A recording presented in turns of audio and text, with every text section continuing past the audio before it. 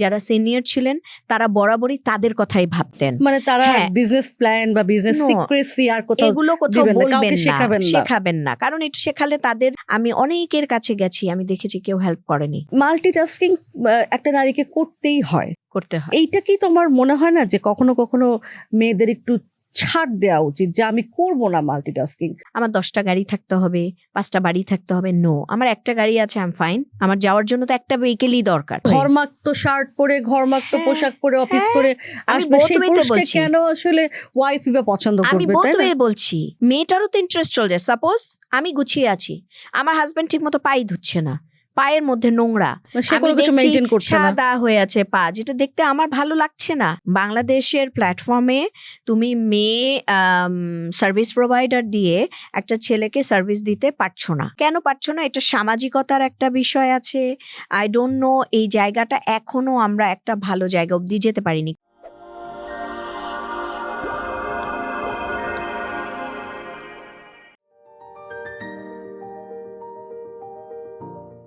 স্বাগত জানাচ্ছি সবাইকে হার স্টোরি উইথ উর্মির আজকের পর্বে।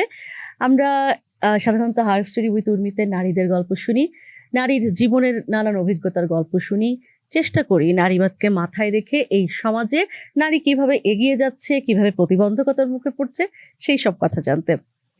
আমাদের সাথে আজকে অতিথি থাকবেন, তার আগে আমি জানিয়ে রাখতে চাই আমাদের এই অনুষ্ঠানের প্রোডিউসার ডিরেক্টর অপরাজিতা সঙ্গীতা আছেন ক্যামেরার পিছনে তিনি, আর আজকে আমাদের অতিথি আছেন নারী উদ্যোক্তা এবং বিউটি এক্সপার্ট আফরোজা পারভিন। আফরোজা আপা, তোমাকে অনেক স্বাগত, অভিনন্দন যে তুমি আসতে পেরেছো আমাদের অনুষ্ঠানে। অনেক বাধা বিপত্তি পার হয়ে আসলে আজকে আসতে হয়েছে, আমি জানি তোমার ব্যস্ততা ইত্যাদি ইত্যাদি। আমি তোমাকে বললাম যে আমরা আসলে এই শোতে আসলে শুধুমাত্র যে বিশেষ কোনো জায়গা থেকে, বিনোদনের জায়গা থেকে কথা বলছি বা বিশেষ কাউকে কিছু শেখাতে চাচ্ছি, ব্যাপারটা এরকমও না। আমরা একটা গল্প শুনতে চাই এবং প্রত্যেকটা মানুষেরই না একটা ফিলোসফি থাকে, জীবন বোধ থাকে, জীবন দর্শন থাকে, সেটা কার কেমন সেটা একটু তুলে আনতে চাই, এবং সেই সাথে নারীদের গল্প।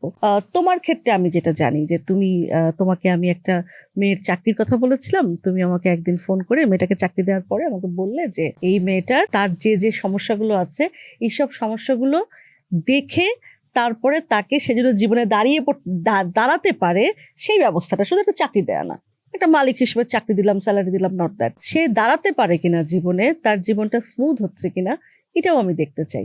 এই বোধটা, এই জীবন বোধটা বা এই ফিলোসফিটা তোমার কোথা থেকে এলো, কেন এলো? উর্মি, একটা দারুণ এবং অনেক ডেপথ ওয়ালা একটা প্রশ্ন, এটা হয়তো বা কারো মাথায় আসে না ইউজুয়ালি। আমার কাছেও যে এসছে একদিনে সেটা কিন্তু না, আমার কাছেও এটা আসার জন্য অনেকগুলো বছর লেগেছে। স্পেশালি আমি 2007 সাল থেকে কাজ শুরু করি আমার সেক্টরের কাজটা, এবং তখন থেকে কিন্তু আমি দেখেছি অনেক চড়াই উতরাই, নারীদেরটা তো আছে, আমার নিজেরটাই আমি দেখেছি। আমার নিজেরটা যখন আমি দেখেছি আমি একটা করে আসছি, আরেকটা অসুবিধা হয়ে যাচ্ছে, ওটা করে আসছি তো আরেকটা কিছু অসুবিধা হচ্ছে। আমরা যখন নিজের ক্ষেত্রে করি তখন কিন্তু আমরা ওটাই করি যে আমাকে সবগুলো প্রবলেমের মধ্যে প্রায়োরিটাইজ করতে হয়, কোনটাকে ফার্স্টে সলভ করব, তারপরে কোনটাকে করব, তারপরে কোনটাকে করব। এভাবে করে আমি আমার প্রবলেমটা আমি কারো সাহায্য ছাড়া নিজে নিজে টোটাল জিনিসটাকে গুছিয়ে এনেছিলাম, পেরেছিলাম আলহামদুলিল্লাহ। আমি জানি না এখন হলে পারতাম কিনা, বাট আমি ওই দেখার পরে কিন্তু আমি প্রথম শুরু করি নারীদের স্বাবলম্বী করার যে জার্নিটা, এবং সেটা শুরু করি 2013 সাল থেকে। 13 সাল থেকে আমি একদম হাটে মাঠে ঘাটে নেমে শুরু করি, এবং তখন আমি না নারীদেরকে এত কাছে থেকে দেখেছি, এত কাছে থেকে, মানে তখন আসলে আমি আফরোজা পারভিন ওরা জানতো না। হ্যাঁ, টেলিভিশনে ইন্টারভিউ যাচ্ছে, প্রত্যেকটা টেলিভিশন অলমোস্ট, তখন আমি সবগুলো টেলিভিশনে একটা টাইম কাজ করি, সবগুলো পেপারে আমার এভরি ডে ইন্টারভিউ আসছে, সপ্তাহে 7 দিনের 7 দিনই আমার কোথাও না কোথাও ইন্টারভিউ এসেই যাচ্ছে। বাট আমি না কখনো এগুলো মাথায় আনতাম না, আমি শুধু মাথায় আনতাম আমি কাজ করছি, ওগুলোর আউটকাম আসছে, সো দিস ইজ নর্মাল। আর আমি মানুষগুলোর সাথে এত ওদের ডেপথে ওদের লাইফটাকে ওদের লাইফে ঢুকে দেখতাম, দেখার পরে আমি দেখলাম যে এদের যে প্রবলেম সেটা কোনোদিনই শুধু ছোট একটা সমাধান করে এটা সমাধান হওয়ার না। হ্যাঁ, আমি একটা ছোট ওয়ে আউট করে দিতে পারি এবং তারপরে তাকে গাইড করতে হবে, তার পাশে থাকতে হবে, দাঁড়িয়ে থাকতে হবে। তো এই আমার প্রথম শিক্ষা, আমি বলবো তাহলে এই শিক্ষাটা আমার 2013 সালে আসলো। এবং তারপরে থেকে আমি কি করলাম, যাকেই আমি এ ধরনের প্ল্যাটফর্মে আনি, যে আমার কাছাকাছি আসে, আমার শুধু মনে হয় কাউকে আমাকে কাউন্সেলিং করে সমাধান, আমি জানি ওকে কাউন্সেলিং করে আমি আরেকটা লেভেল অব্দি নিয়ে চলে যেতে পারবো। কারো ক্ষেত্রে আছে খালি ওর পাশে দাঁড়িয়ে থেকে নিতে পারবো, কারো ক্ষেত্রে আছে ওকে একটু ফিনান্সিয়ালি হেল্প করলে আমি ওকে আরেকটা জায়গায় নিতে পারবো, কারো ক্ষেত্রে আছে একটা চাকরি দিব, চাকরিটা দিয়ে ওকে ফলো আপে রাখবো এবং ও যদি ঠিক চলে, আচ্ছা এখন তো তুমি আর্ন করছো, এই পরবর্তীতে তুমি এটা করো, তারপরে তুমি এটা করো, এরকম করে ওকে একটা গাইড করতে হয়। কারো কারো ক্ষেত্রে দেখেছি একটা দুইটা তিনটাতে হয় না, 5-6টা এলিমেন্ট লাগে। যেমন আমি যদি তোমার ওই মেয়েটার গল্পই বলি, আমরা তো কারো নাম বলছি না, সো আমরা বলতে পারি। ওর ক্ষেত্রে আমি দেখেছি ওর হেলথ, ফিজিক্যাল কন্ডিশন খুবই খারাপ ছিল, ও জানেই না ওর বডির কি কন্ডিশন, এবং ওর প্রেগনেন্সি ডায়াবেটিক ছিল। সো ওর বাচ্চা হয়ে গেছে, 6-7 বছর হয়ে গেছে, ও এই বাচ্চাকে নিয়ে ওর নিজের কোনো টেস্ট নাই, ও কিছু জানে না, এবং আমার ধারণা এই মেয়েটার অবস্থা খুব ভালো বের হবে না। আমি কি করেছি, আমার ডক্টর যত বন্ধুরা আছে এখন আলহামদুলিল্লাহ আমরা যে এই যে আছি, আমাদের বন্ধু বান্ধবরা কিন্তু সব জায়গায় স্টাবলিশড। আমি ডক্টর বলি, পুলিশ বলি, আর্মি বলি, প্রত্যেকটা জায়গায় আমাদের ফ্রেন্ড সার্কেলরা আছে। সো আমি কি করলাম, সাথে সাথে আমার ফ্যামিলি মেম্বার ছিল, আমার একটা মানে দুলাভাই আছে, আমার ননেশের হাজব্যান্ড, ওনাকে ফোন দিলাম, বললাম আমার কিন্তু সাপোর্ট লাগবে, আমি মেয়েটাকে পাঠাচ্ছি, ওর ট্রিটমেন্ট করতে হবে। উনি মেডিসিনের ডক্টর, তো আপনি ওকে মেয়েটাকে আগে দেখে নেন কি অবস্থা, ওর কি লাগবে, ফুল চেক আপ লাগবে। সো এই যে আমার মাথায় আসলে ওকে এটা করতে হবে, ওটা থেকে বের হলে ওর যে অসুখ বিসুখ যদি কিছু বের হয়, ওটার আমার সার্ভিস সাপোর্ট কিভাবে দিব, আমি ওকে আরেকটা পুল রেডি করলাম যেখান থেকে ওকে এই সাপোর্টটা দিতে পারবো। ওর চাকরি লাগবে, ওর চাকরি তো আমি দিয়ে দিলাম, এর সাথে ওর হাজব্যান্ডের চাকরি লাগবে, আমি সেটারও ব্যবস্থা করলাম, ওর বাচ্চাকেও কি করবে সেটারও ব্যবস্থা, কারণ আমি যদি সবগুলো ওকে না করে দেই তাহলে ও সে তো ঠিকঠাক ম্যানেজ করতে পারবে না, এবং ঠিকঠাক তোমাকে যে তার যে কাজটা তুমি তার কাছ থেকে আশা করো ওটা তো আসবে সেটাও না, তো পাবে না। সেটাও আসবে না। এই বিষয়গুলো দেখো, আমার মনে হয় যে তুমি তো উদ্যোক্তা, এবং সবার ক্ষেত্রে আমি বলবো যে আমি যে পডকাস্টটা শুরু করেছি, আমরাও এক ধরনের উদ্যোক্তা, এবং এই কাজ করতে গিয়ে আমরা বুঝতে পারি যে ছোটখাটো কত বিষয় আসলে এসে দাঁড়ায় এবং একটার সঙ্গে আরেকটা কানেক্টেড থাকে। তো তোমার কি মনে হয় যে গুছিয়ে কাজ করার যে অভ্যাসটা, সেটা মেয়েদের ইনবিল্ট একটু থাকে, সেটাকে একটু নার্চার করতে হয়, তাই না? এক্স্যাক্টলি মেয়েরা অনেক গুছিয়ে কাজ করতে পারে, আর একসাথে যেহেতু মাল্টিটাস্কার, সো একসাথে সে অনেকগুলো করতে পারে। আর মেয়েরা বেশি গোছাতে কেন পারে, ছোটবেলা থেকে দেখে মা ঘর গোছাচ্ছে, মা সংসারের এটা ওটা কিচেন গোছাচ্ছে, এই যে প্র্যাকটিস, এই প্র্যাকটিসটা না একটা দারুণ জায়গায় চলে যায়।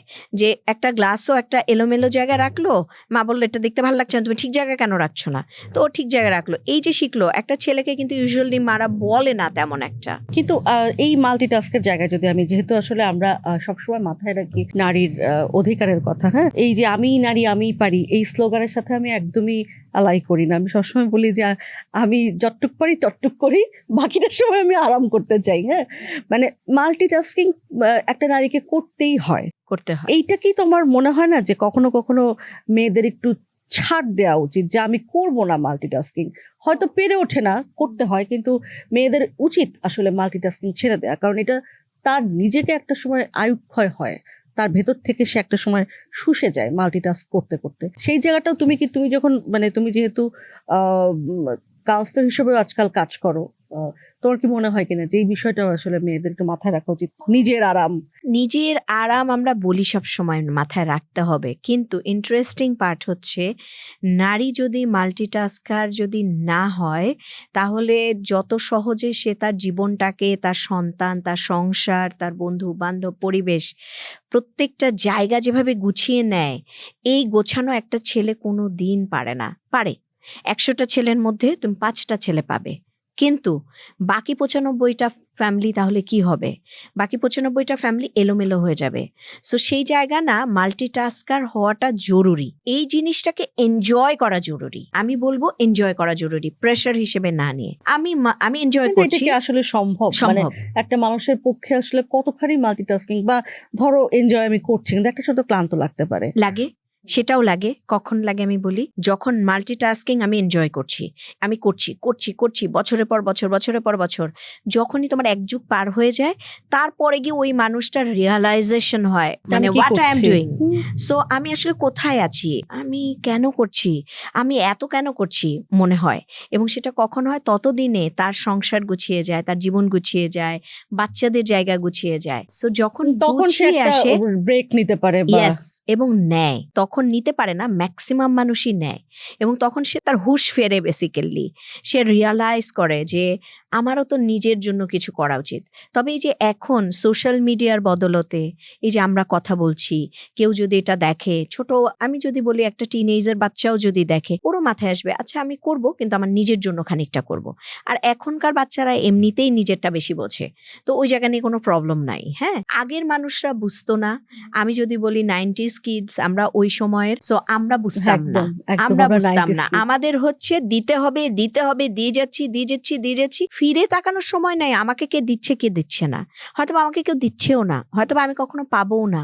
সুবিধাটা কি জানো, যে আমি যখন দিচ্ছি, নেচার আমাকে রিটার্ন করে। হতে পারে আমি তোমাকে দিচ্ছি, তুমি আমাকে রিটার্ন করছো না, ও করছে, আরেকজন করছে, কোথাও না আরেকজন কোথাও করছে, থেকে সেটা কেউ না কেউ করছে। ফিডব্যাকটা সো তুমি পাচ্ছ। নেচার সব সময় রিটার্ন করে পজিটিভলি। তোমার যে উজ্জ্বলা করা, ধরো তুমি তো একটা বিউটি এক্সপার্ট হিসেবে থাকতে পারতে, তোমার আউটলেট আছে, একটার জায়গায় তিনটার জায়গায় 5টা হতে পারতো, কিন্তু উজ্জ্বলা কেন, মানে কেন তোমার মনে হলো যে না, শুধুমাত্র এখানে আটকে থাকা যাবে না, আমাকে আরো কিছু মেয়েদের জন্য করতে হবে? এটা হচ্ছে ট্রু। আমি যদি উজ্জ্বলার পেছনে সময় না দিতাম, তাহলে এখন আমার এটলিস্ট 6 থেকে 7টা রেডের আউটলেট থাকতো। এখন আমার 3টা আউটলেট আছে। বাকি এই লাস্ট 10 বছর আমি কন্টিনিউয়াস, আমি বলবো লাস্টের 1-1.5 বছর আমি খুব বেশি সময় দিই না, এর আগে আমি কন্টিনিউয়াস সময় দিয়েছি উজ্জ্বলার পেছনে। সেটা একটাই রিজন, যে আমি আফরোজা ভালো আছি, আমি এটলিস্ট আমার ব্রেড অ্যান্ড বাটারটা আমার বিজনেস থেকে আসছে, আমি খেয়ে পড়ে চলে যেতে পারছি। মানে আমার ডিমান্ড হচ্ছে আমার 10টা গাড়ি থাকতে হবে, 5টা বাড়ি থাকতে হবে, নো, আমার একটা গাড়ি আছে, আই এম ফাইন। আমার যাওয়ার জন্য তো একটা ভেহিকেলই দরকার, সো ফাইন। আমার একটা মাথা গোছার ঠাঁই আছে, ফাইন। আমার এর বেশি দরকার নেই। মানে হ্যাঁ, নিজের প্রয়োজনটাকে কমায় রাখা। প্রয়োজনটাকে একটা জায়গায় আনা, এবং আচ্ছা ঠিক আছে আমার 5টা ব্যাগ আছে, 5টা জুতো আছে, আমার ধারণা এটাতে চলে যাবে, আমার লেটেস্ট যখন আসবে, আমার অ্যাবিলিটি থাকলে আমি কিনবো। কিন্তু এটার জন্য মরিয়া হয়ে আমায় শুধু আমার আমার করে করে বড় করব, আর আমি অন্য কারো দিকে তাকাবো না, এইটা আমি ছোটবেলা থেকেই আমার নাই, ছিল না। তো আমি যখন দেখলাম যে লোকে আমাকে ভালোবেসে, আমার কাজ ভালোবেসে আমাকে অ্যাপ্রিসিয়েট করছে, আমাকে সবাই কাছে এসে অ্যাপ্রিসিয়েট করছে, আমাকে বলছে থ্যাংক ইউ বলছে, ব্রাইডরা যখন আমাকে যাওয়ার সময় গলা জড়িয়ে ধরে থ্যাংক ইউ বলে কিস করে যেত, আই ফিল সো গুড, যে ও মাই গড, একটা মানুষ এত হ্যাপি হতে পারে। একদিন সাডেনলি আমার মনে হয় 2012-র এন্ডে সাডেনলি আমার মনে হলো বেশ কিছু ব্রাইডের রিয়াকশন দেখে যে ওরা এত হ্যাপি। আমার মনে হলো আচ্ছা এই কাজটা তো আমি শিখে গেছি, আর এই কাজটা শিখতে আমার কিন্তু 2 থেকে 3 বছর একটানা কষ্ট করতে হয়েছে। কিভাবে আমি বিজনেসটা চালাবো, কিভাবে আমি বই খাতা ম্যানেজ করব, ইট মিনস অ্যাকাউন্টস, ফাইন্যান্স কিভাবে ম্যানেজ করব। এই ইন্ডাস্ট্রিতে কোনো ইনস্টিটিউট ছিল না। তারপরে কিভাবে আমি এক্স্যাক্ট কাজের আউটপুটটাতে কোন কাজের জন্য কয় টাকা চার্জ করব, এই ইন্ডাস্ট্রিতে এই শিক্ষার কোনো জায়গা ছিল না।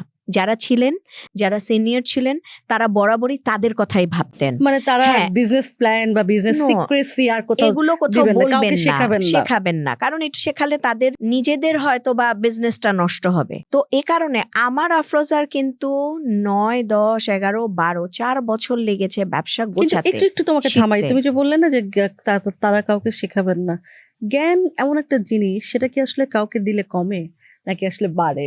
আমাকে বলো, জ্ঞান যত দিবে তত বাড়ে। আর এখন কি হয়েছে, কেউ শেখায়নি, এখন তো বাকি সবাই শিখেছে। ইনস্টিটিউট তৈরি হয়েছে, এক না একাধিক তৈরি হয়েছে। আজকে শুধু উজ্জ্বলা একা নাই, উজ্জ্বলা পাশাপাশি আরো অনেক ইনস্টিটিউট তৈরি হয়েছে। আমি ঠিক তখন আমার মনে হয়েছে আমাকে এটা নিয়ে কাজ করা উচিত। আমি অনেক কষ্ট করে শিখেছি, অনেক স্ট্রাগল করে শিখেছি, 4 বছর লেগেছে। এটা 4 মাসের জিনিস, আমি কেন 4 বছর সময় নষ্ট করলাম? আমি যদি 4 মাসে শিখতে পারতাম, আমার 4 মাস পরেই আমার বিজনেস 4 বছর পরে যেখানে এসছে সেখানে চলে যেত, তাহলে তো এটা ঠিক হলো না। আমি অনেকের কাছে গেছি, আমি দেখেছি কেউ হেল্প করেনি। আবার একজন দুজন যে হেল্প করেনি তাও না, একজন দুজন তো হেল্প করেছে, এবং তারা খুব বড় কোনো মানুষ ছিলেন না, তারা সাধারণ মানুষ ছিলেন, এই সেক্টরে তারা কাজ করতেন, কর্মী ছিলেন, তারা শিখিয়েছে। তখন আমার মনে হয়েছে আমাকে এটা করতে হবে, পজিটিভিটি একটা বিষয় কাজ পজিটিভলি, করেছে। যেটা করতেই হবে। আপনাদের আমরা একটু অন্যদিকে আসি। দেখো, আমরা যেহেতু আসলে নারীবাদের কথা বলতে চাই এই অনুষ্ঠানের মাধ্যমে, সেখানে যদি একটু তোমাকে বলি যে বিউটি স্ট্যান্ডার্ড যে বিষয়টা আমরা সারাক্ষণই, আমার কি মানে ভুঁড়ি দেখা গেল কিনা, আমার মানে এখানে চিন দেখা যাচ্ছে কিনা, ডাবল চিন হয়ে গেল কিনা, হুম। আমি আমার র্যাশ কি, বা আমি কতটা মোটা কতটা চিকন, হ্যাঁ আমার ভ্রু ঠিক আছে কিনা, এই বিউটি স্ট্যান্ডার্ড থেকে মেয়েদেরকে মানে বের করা, তুমি বিউটি ইন্ডাস্ট্রিতে থেকেই সেটা আসলে সম্ভব কিনা, মানে একটা মেয়ের ব্যক্তিত্ব আসলে কি, কার লেখায় যেন পড়ছিলাম, কোন একজন ইন্ডিয়ান নায়িকা বলছিলেন যে আমি সব থেকে সুন্দর যে জামাটা পরি সেটা হচ্ছে আত্মবিশ্বাস, সবসময় যে জামাটা পরি। True. তুমি যখন মানে এই বিউটি এক্সপার্ট হিসেবে তোমার কি মনে হয় কিনা যে তুমি এরকম কোনো টিপস রেট কখনো দেয় কিনা যে সৌন্দর্য আসলে সৌন্দর্য বিষয়টা কি, সমাজের বিউটি স্ট্যান্ডার্ড কি, তার সাথে তুমি কোথায় অ্যালাই করো অথবা করো না? সৌন্দর্য হচ্ছে আত্মবিশ্বাস। ট্রু, একদম। মানে যে মেয়েটা, আমি যদি এখন একটা বাস্তব জায়গা ধরে বলি, একটা মেয়ে যে আমরা যদি আমাদের সোশ্যাল ল্যাঙ্গুয়েজ বলি টমবয়, যে দৌড়াচ্ছে উঠছে, ওর কাছে মনে হচ্ছে না ও নারী, ও পুরুষের মধ্যে যে কাজ করতে পারবে না, ওকে খুবই মানে নারী নারী ফিল নিয়ে থাকতে হবে, ওকে পুতু পুতু করে থাকতে হবে, এরকম মেয়ে না।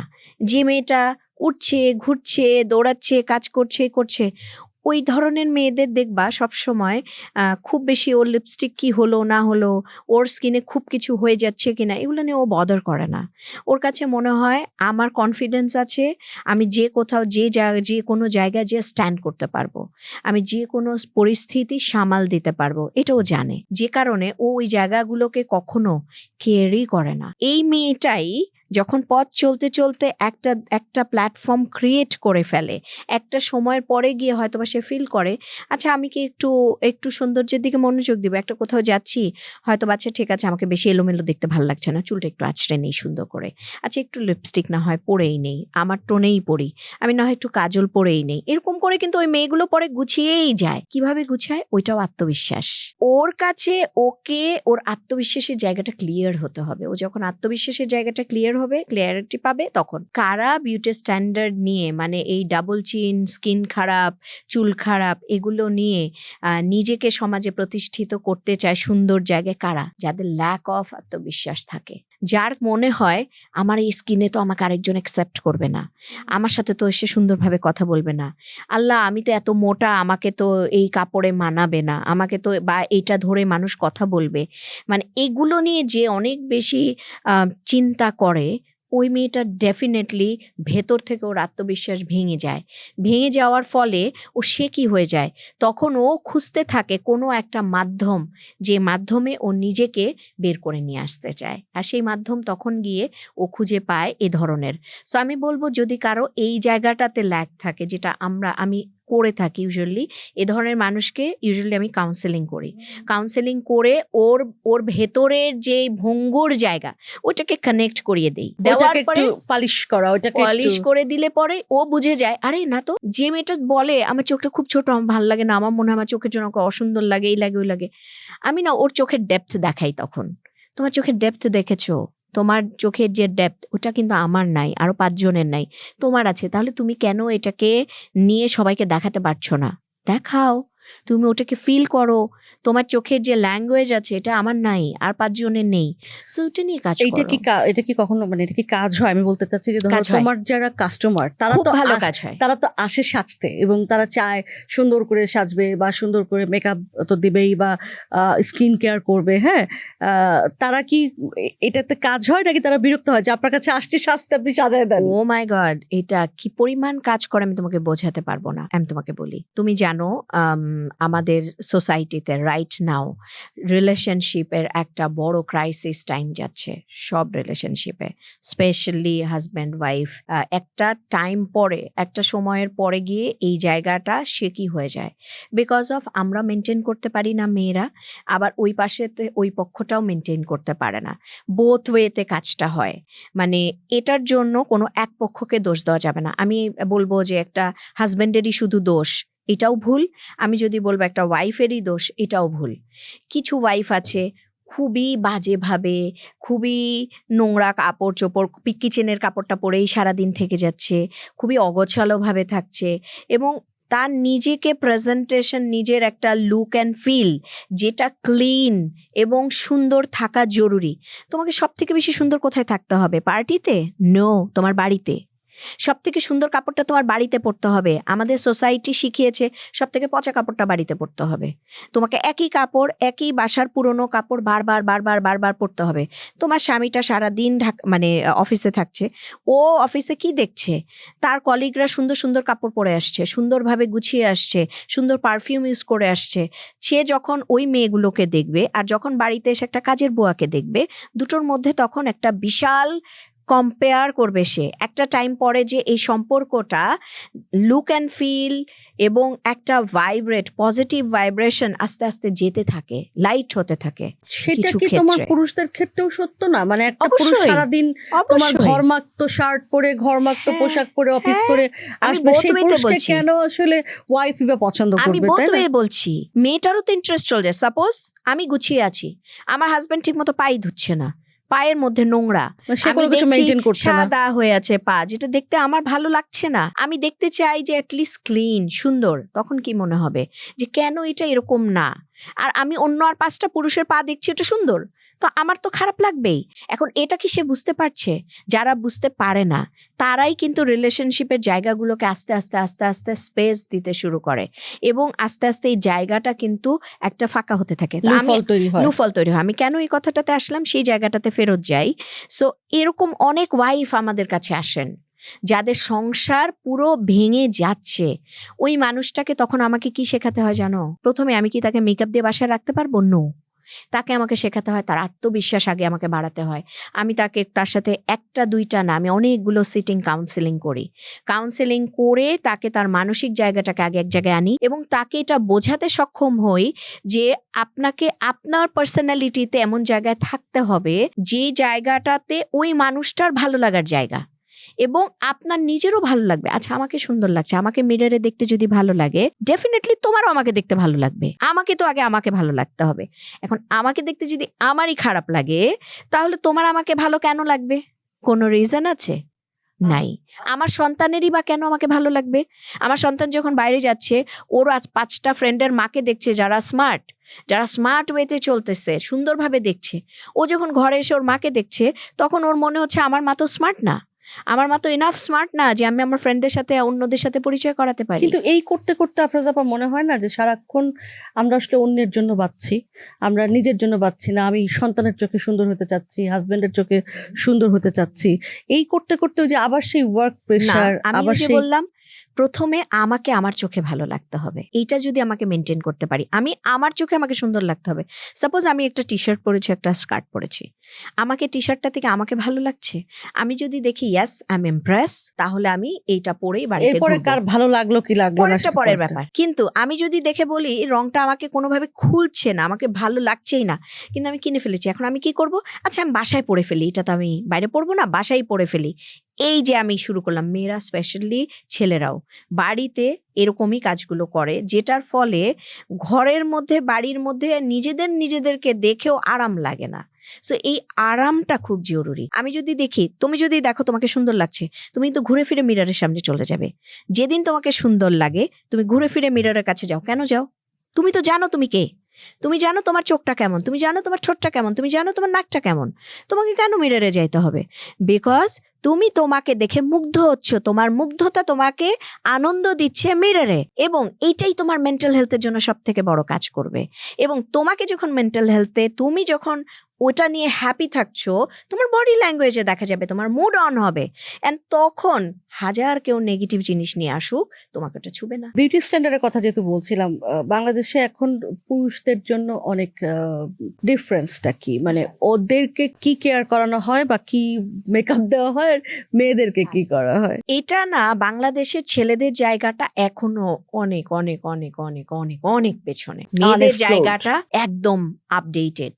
সত্যি কথা, বাংলাদেশে আজকেও মেয়েদের অ্যাস্থেটিক থেকে শুরু করে সালন সার্ভিস থেকে শুরু করে সবকিছু অনেক ফার অ্যাওয়ে, কিন্তু ছেলেরা এত পিছনে পড়ে আছে, ওরা এখনো যায় চুল কাটতে, ওদের ফেসে নর্মালি একটা নর্মাল ক্লিনজিং মাসাজ, আমাদের সলনে যখন মেয়েরা আসে, আমি কিছু করব না, একটা ডিপ ক্লিন করব, ধরো বললা যে আমি একটা ডিপ ক্লিন করব। ডিপ ক্লিন মানে কি? ডিপ ক্লিন মানে হচ্ছে তোমাকে একটা টোনার দিয়ে তোমার স্কিনটা ফার্স্টে ক্লিন করা হবে, তারপরে তোমাকে একটা মাসাজ ক্রিম দিয়ে তোমাকে মাসাজ দিতে হবে, এবং তারপরে তোমাকে একটা স্ক্রাবার দিয়েও চাইলে একটুখানি স্ক্রাব দিয়ে ঘষে মশে আবার একটু মাসাজ ক্রিম দিয়ে মাসাজ করে ক্লিন করা হবে। তুমি কত কিছু পাইলা, 4টা স্টেপ পাইলা।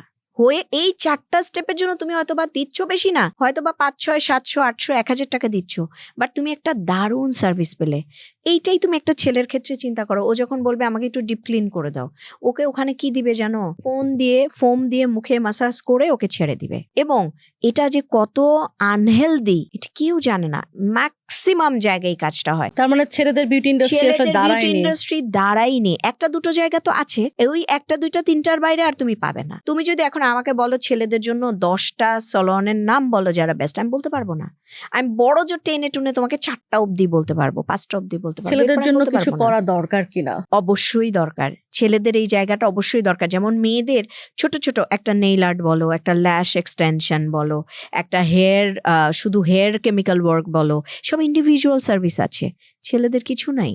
ছেলেদের যদি হয়, বেচারারা খুবই দুর্ভোগে আছে, তো তাদের জন্য আসলেও ইন্ডাস্ট্রিতে প্রচুর কাজের জায়গা আছে। ছেলেরা ক্লায়েন্ট হিসেবে মেয়েদের থেকে অনেক ভালো, অনেক ভালো। বাইং নিয়ে বার্গেন করে না, ঝামেলা করে না, মানে বেশ ভালোভাবে যায়। ঝামেলা হচ্ছে এখানে মেল কর্মী, এখানে মেইন চ্যালেঞ্জ হচ্ছে ছেলে আর্টিস্ট। এখন ঝামেলা হচ্ছে এখানে কি বাংলাদেশে, কোনো সামাজিক ট্যাবু আছে? হ্যাঁ, বাংলাদেশের প্ল্যাটফর্মে তুমি মেয়ে সার্ভিস প্রোভাইডার দিয়ে একটা ছেলেকে সার্ভিস দিতে পারছো না। কেন পারছো না? এটা সামাজিকতার একটা বিষয় আছে। আই ডোন্ট নো, এই জায়গাটা এখনো আমরা একটা ভালো জায়গা অবধি যেতে পারিনি। কিন্তু আমি বলবো ডে 1 থেকে বান্থাই সার্ভিসটা দিয়ে যাচ্ছে, এবং আমি দেখেছি কামরুল ভাই খুব সুন্দরভাবে এটা দিয়ে যাচ্ছে। উনি পারছেন, বিকজ উনি 24 আওয়ার্স, ওনার যতক্ষণ ওনার সলন ওপেন থাকে উনি সলনের স্ট্যান্ড বাই থাকেন এবং সার্ভিস দিয়ে যাচ্ছেন। That is good. কিন্তু অন্য সবাই তো এভাবে পারবে না, যে কারণে এই স্ট্যান্ডার্ডটা বাংলাদেশে আমরা কেউ দাঁড় করাতে পারিনি। তো কি হচ্ছে, আমরা মেয়েদেরকে যখন সার্ভিস দিচ্ছি, মেয়ে কর্মী দিয়েই সার্ভিস দিচ্ছি। ছেলেদেরকে যখন সার্ভিস দিতে হবে, ছেলে কর্মী দিয়েই দিতে হবে। ছেলে কর্মী ডেভেলপমেন্ট জরুরি, এখন ওটা সবার আগে জরুরি। যদি এটার একটা বড় বাঞ্চ তৈরি হয়ে যায় বাংলাদেশে, ঠিক উজ্জ্বলা যেভাবে মেয়েদের জন্য কাজ করলো, এরকম করে যদি কালকে উজ্জ্বলাই যদি এই কাজটা শুরু করতে পারতো, তাহলে হতো যে একটা সময় পরে ছেলেদের জন্য এরকম বিশাল বিশাল প্ল্যাটফর্ম ক্রিয়েট করা সম্ভব, এবং অনেক বিজনেস আছে। আমি যদি তোমার কথাই বলি, তুমি ক্যান্সার সার্ভাইভার, সেখান থেকে এসে তুমি শুধুমাত্র যে সৌন্দর্যের সেবা দিচ্ছ তা না, তুমি মেন্টাল সাপোর্ট দিচ্ছ, মেন্টাল হেলথ সাপোর্ট। শরীর এবং মন, এটা যে এক সিঙ্ক্রোনাইজেশন হওয়া দরকার, একসাথে কাজ করা দরকার, এইটা আসলে মানুষের মনে, এবং যদি আমি একটু বলি যে উচ্চবিত্ত মধ্যবিত্ত সবার মধ্যেই যারা যতটুকু আসলে পিক করতে পারে, যতটুকু এফোর্ড করতে পারে, তাদের মধ্যে যে জিনিসটাকে একটু ঢোকানো দরকার। সেই জন্য তোমার কাজ কি আসলে, যে মন এবং শরীর একসাথে কাজ করতে হয়। শুধু সুন্দর হলে চলে না চেহারা, আবার শুধু মন ভালো থাকলো আবার একদমই দেখতে খারাপ থাকলাম, চলে না। এটা নিয়ে অলরেডি আমরা কাজ শুরু করেছি। যেমন আমি ক্যান্সার কানেক্ট ইনিশিয়েটিভ নামে একটা ফাউন্ডেশন আমরা ক্রিয়েট করেছি। ওটার মাধ্যমে আমরা পুরো বাংলাদেশে ক্যান্সার পেশেন্টদের একটা সাপোর্ট সিস্টেম করছি। আমাদের উজ্জ্বলা ফাউন্ডেশন আছে, যেটা আমরা মন নিয়ে, মানসিক হেলথ নিয়ে কাজ করছি, যেটা নিয়ে আমাদের এই কাজের জায়গাটা। তো আমি আসলে প্ল্যাটফর্মগুলো ক্রিয়েট করেছি, এবং এই প্ল্যাটফর্মগুলো ক্রিয়েটেড হয়েছে, ওটার সাথে আছি এরকম আরো অনেক অর্গানাইজেশন আছে। আমি উইমেন চেম্বার থেকে শুরু করে অনেকগুলো জায়গাতে কাজ করছি। তাদের ট্রেড বডিতে। ওই জায়গাগুলোতে কিন্তু আমাদের মেইন টার্গেট যেটা থাকে যে স্বাবলম্বী যেমন হতে হবে জরুরি, তেমন মানসিক জায়গা থেকেও ভালো থাকতে হবে, সুন্দরও থাকতে হবে। সো সুন্দরের সাথে ডিরেক্টলি তো আছি। তো এই জায়গাগুলো নিয়ে আসলে অ্যাওয়ারনেস ওয়ার্ক করা উচিত অনেক বেশি, এবং অ্যাওয়ারনেস ওয়ার্ক আমরা করছি। এবং স্পেশালি তুমি দেখেছো কিনা আমি জানি না, আমারও গ্লো উইথ আফরোজা পডকাস্ট আছে, যেটাতে আমরা এই মেন্টাল হেলথ এবং এই যে মনের সৌন্দর্যটা যে বড় সৌন্দর্য, বা আমি মানসিকভাবে সুস্থ থাকলে যে আমি বাকি সব জায়গায় সুস্থ থাকবো। আমি যদি মানসিকভাবে ভালো থাকি তাহলে আমি যে কাজটাই করব সফল হব। আমি যে কাজটা, সেটা যে কোনো কাজ হোক, যত বড় কাজ হোক, যত ছোট কাজ হোক। আমি যদি বলি আজকে একটা ড্রেন ক্লিন করতে হবে, আমার মন ভালো থাকলে আমি ওটা করতে পারবো। আমি যদি বলি আজকে আমাকে একটা বাংলাদেশের টপ পলিটিশিয়ানের একটা ইন্টারভিউ করতে হবে, আমি সেটাও করতে পারবো যদি আমার মন ভালো থাকে। আমি চ্যালেঞ্জটা নিতে পারবো, যে আমি চ্যালেঞ্জটা নিয়ে বের হয়ে আসতে পারবো। সো সেটার কারণে সবার প্রথম মনের জন্য কাজ করা। তো অলরেডি আমরা অ্যাওয়ারনেসমূলক এই কাজগুলো করছি, এবং আমি চাই এই কাজগুলো আরো অনেক বেশি আসুক। তুমি দেখেছো আরো অনেকগুলো অর্গানাইজেশন এই কাজ করছে, আমি দেখেছি দারুণভাবে করছে তারা, এবং অনলাইন প্ল্যাটফর্মেই করছে। সো এবং সেগুলোর ফলাফলও ভালো আসছে। এখন সবাই চিন্তা করে, আগে কি ছিল, কেউ একটু মনের ব্যাপার সাইকিয়াট্রিস্টের কাছে যেতে হলে লুকিয়ে ছাপিয়ে যেত। এখন কিন্তু বাচ্চারা প্রাউডলি বলে আমি থেরাপিস্টের কাছ থেকে আসছি। আমরা এটাই চাই যে বাচ্চা হোক, আমাদের বয়সী হোক, বা আরো সিনিয়র সিটিজেন হোক, তারা প্রাউডলি বলবে আমি যেমন হসপিটাল থেকে আসছি, আচ্ছা আমি না স্কয়ারে গিয়েছিলাম, আমি না এভারকেয়ারে গিয়েছিলাম, আমি ইউনাইটেড থেকে আসছি। মানে কি, আমি একটা স্ট্যান্ডার্ড মেডিকেল থেকে আসছি। এই যে ভালো ফিল করে কথাটা বলে, এটা কিন্তু বলে অনেকে, আমি শুনেছি। সেম ভাবে বলুক যে আমি এরকম একটা সাইকিয়াট্রিস্ট থেরাপিস্ট সেন্টার থেকে আসছি, এটা নর্মাল, আমার রুটিনের মধ্যে এটা আছে। সো আমি থেরাপিটা আগে করব, পরে আমি তোমার কাজে আসবো। সো মোট এটা কথা মানসিক কাউন্সিলিংটাকে নরমালাইজ করা, নর্মালি সামনে আনা, এবং এটার সাথে থাকা। কারণ হচ্ছে আমার একটু খারাপ লাগছে, শরীর খারাপ লাগছে, যে আমি বললাম তোমাকে যে তুমি তোমার পডকাস্টে কিন্তু ডাবের পানিটা খাবে, কেন? তাহলে তুমি ডিহাইড্রেট হবে না। এই যে হেলথ টিপস, আমি কি তোমাকে বলেছি যে তুমি কি মাথায় রাখলে তোমার মনটা ভালো থাকবে এবং তুমি শোটা নামাতে পারবে? ওইটা জরুরি। তোমার সামনের পরিকল্পনা কি? উজ্জ্বলা নিয়ে আরো কিছু করতে চাও? মানে মেয়েদের জন্য কোনো বিশেষ করে খবর আছে কিনা যে মেয়েরা এখানে এখানে যুক্ত হতে পারবে এভাবে? আমার আসলে স্বপ্ন হচ্ছে নারীদের এই জায়গাটাতে, নারীদের কাজ তো করছি, তার সাথে শিশুদের নিয়ে কাজ করার ইচ্ছা। বাচ্চাদের, specially adolescent age and teenage, এই দুটো নিয়ে আমার কাজ করার ইচ্ছা। অলরেডি আমি শুরু করে দিয়েছি কাজ। তো আমার মনে হচ্ছে এই কাজটি আমি দারুণভাবে এনজয় করব এবং করছি, এবং আমি আমার সব কাজ আমি এনজয় করে করি। বিলিভ মি, আমি যা করি, যতটুকু করি, এনজয় করি। যখন আমি দেখি এটা এনজয়মেন্ট শেষ, তখন আমি বলি আমি আর করবো না। তার মানে তোমার টিপস হচ্ছে যে কাজই করবেন এনজয় নিয়ে করলে, এনজয় করে করলে, তাহলে সেটাতে সফল হওয়া যায়। অবশ্যই সফলতা হচ্ছে অনেক পরের বিষয়। আমি সফল হব কি ফেল করব, ইস্যু ওইটা না। ইস্যু হচ্ছে আমি কাজটা এনজয় করে করব, আর আমি যখন এনজয় করে করব, ওটা তো ফ্লাই করবেই করবে। অনেক ধন্যবাদ আফরোজা পারভিন। আজকে আমরা শেষ পর্যায়ে পৌঁছে গেলাম হার স্টোরি উইথ উর্মি। আর তোমার যে গল্পগুলো শুনলাম, আমি আশা করি এগুলো খুবই ইন্সপায়ারিং হবে সব মেয়েদের জন্য। আমরা বিউটি ইন্ডাস্ট্রি নিয়ে গল্প শুনলাম, আর সেই সাথে আসলে উজ্জ্বলার গল্প তো শুনলামই। তোমার এনজয় করে কাজ করা আরো বেশি এনজয়েবল হোক, সেই শুভকামনা রইল। ধন্যবাদ।